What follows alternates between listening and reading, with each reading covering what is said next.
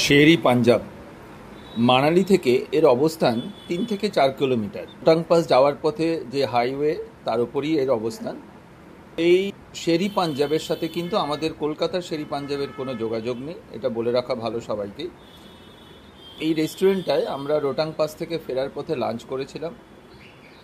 ভেতরটা মানে অসাধারণ, মানে অদ্ভুত অনুভূতি, এবং আমরা ভাবতে পারিনি এরকম বিয়াস নদীর ধারে এরকম সুন্দর একটা রেস্টুরেন্ট হতে পারে, এরকম একটা মনোরম পরিবেশে আমরা লাঞ্চ করতে পারবো, কল্পনা করতে পারিনি।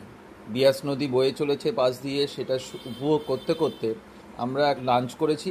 হ্যাঁ, খাওয়া দাওয়াটা বলবো না অসাধারণ, কিন্তু ভালোই, খুব একটা খারাপও না। আমরা বেশ সুন্দর পরিবেশ, সুন্দর মনোরম দৃশ্য দেখতে দেখতে আর বিয়াস নদীর জলে সেই কলতান শুনতে শুনতে আমরা কিন্তু লাঞ্চ করেছিলাম। তবে দুঃখের বিষয়, সেই শের-ই পাঞ্জাব গতকাল 26শে আগস্ট ঘুম থেকে উঠে কেউ আর দেখতে পায়নি। সেটা বিয়াস নদীর রোষে একদম ভেসে গেছে, শুধু সামনে দেয়ালটুকুনি আছে, আর কিচ্ছু নেই।